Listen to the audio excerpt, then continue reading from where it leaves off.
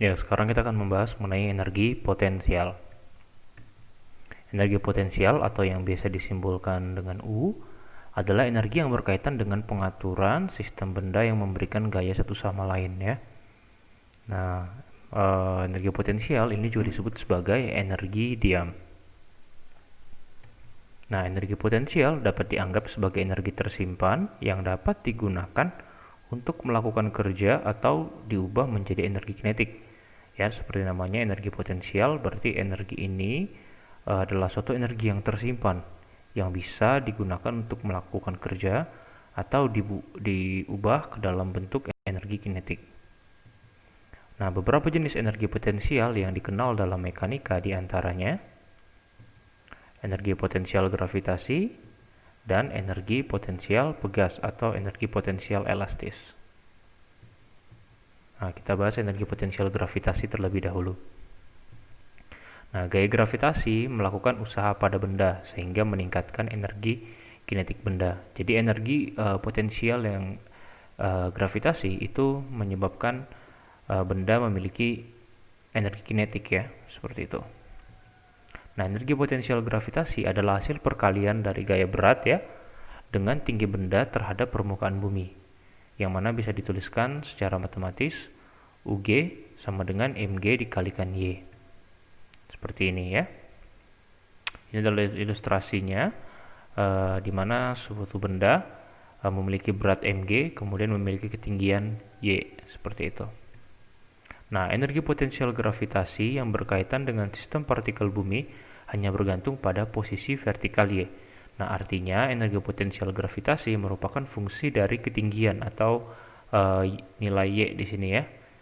Jadi nilai energi potensial gravitasi hanya bergantung pada ketinggian, seperti itu. Nah, usaha yang dilakukan gaya gravitasi untuk memindahkan benda dari ketinggian YI ke ketinggian YF seperti pada ilustrasi ini bisa dituliskan seperti ini, di mana besar usaha oleh gaya berat sama dengan gaya berat dikalikan perpindahan. Nah, kita perhatikan dulu gambar di sini. Kita lihat keadaan awalnya ya, benda itu berada pada ketinggian YI dan memiliki berat mg. Kemudian karena dia punya berat, maka dia akan jatuh ke bawah sampai di ketinggian YF ya. Ini. Nah, kita lihat benda ini berpindah dari posisi YI ke YF. Artinya perpindahan adalah selisih dari YI dikurang YF, yang itu adalah D. Nah, dari sini kita bisa menghitung usaha yang dilakukan oleh gaya berat, di mana gaya berat dikalikan perpindahan. Nah, kita lihat di sini gaya berat yaitu minus mg J ya, karena dia ke sumbu Y negatif. Kemudian perpindahan adalah selisih dari YI dikurang YJ, YF dikurang YI, seperti itu. Dan komponen vektornya J karena ada di sumbu Y. Nah, sehingga diperoleh bahwa usaha yang dilakukan oleh gaya gravitasi adalah mgYI dikurang mgYF. Nah, kalau kita perhatikan mgYI ini adalah energi potensial awal, sementara mgYF adalah energi potensial akhir.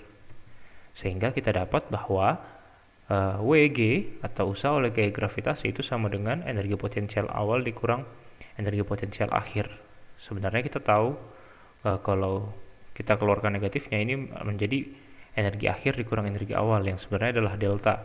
Nah, sehingga kita peroleh WG sama dengan delta UG, yang artinya bahwa total usaha oleh gaya gravitasi adalah negatif dari perubahan energi potensial, seperti itu. Nah, sekarang kita membahas energi potensial elastis atau yang lebih dikenal dengan energi potensial pegas. Nah, gaya pegas melakukan usaha pada benda setelah pegas ditekan atau ditarik sejauh X, sehingga objek memiliki energi kinetik, seperti itu. Nah, usaha oleh gaya pegas ya. Nah, kita lihat dulu bahwa di sini energi potensial pegas itu didefinisikan sebagai setengah kali Kx kuadrat, di mana K ini adalah konstanta pegas dan X ini adalah panjang atau pemanjangan atau pemendekan pegas, seperti itu. Nah, usaha oleh gaya pegas ya, ini sama ya, delta delta minus delta energi potensial ya. Jadi energi potensial pegas awal dikurang energi potensial pegas akhir.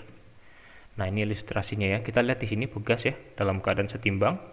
Kemudian ada sebuah balok bermasa M, kemudian ditekan sejauh X. Setelah dilepas, apa yang terjadi? Pegas akan kembali ke posisi setimbangnya dan memberikan energi kinetik ya. Jadi ketika ditekan, pegas memiliki energi potensial, kemudian ketika dilepas, energi potensial pegas dirubah menjadi energi kinetik sehingga balok M ini mendapatkan kecepatan V dan bergerak dengan energi kinetik yang didapat dari energi potensial pegas, seperti itu. Nah, ilustrasi ini memperlihatkan bahwa energi potensial adalah energi yang tersimpan yang dapat diubah menjadi energi kinetik. Nah, kemudian kita membahas lagi mengenai gaya konservatif dan non-konservatif. Gaya konservatif, suatu gaya dinyatakan sebagai gaya konservatif jika total usaha yang dilakukan gaya tersebut pada sebuah partikel yang bergerak melalui lintasan tertutup dari titik awal kemudian kembali ke titik tersebut adalah sama dengan 0. Ya, artinya sebuah partikel yang bergerak akibat gaya dalam lintasan tertutup dari titik awal kembali ke titik awal lagi, itu total usahanya sama dengan 0. Contohnya gaya gravitasi atau gaya berat dan gaya pegas. Sementara gaya non-konservatif adalah kebalikannya. Jika total usaha yang dilakukan benda dalam lintasan tertutup itu tidak sama dengan 0, artinya ada usaha atau energi ya. Jadi ada energi yang hilang dalam pergerakan itu. Contohnya gaya gesek ya. Seperti nanti kita akan lihat bagaimana gaya gesek disebut sebagai gaya non-konservatif.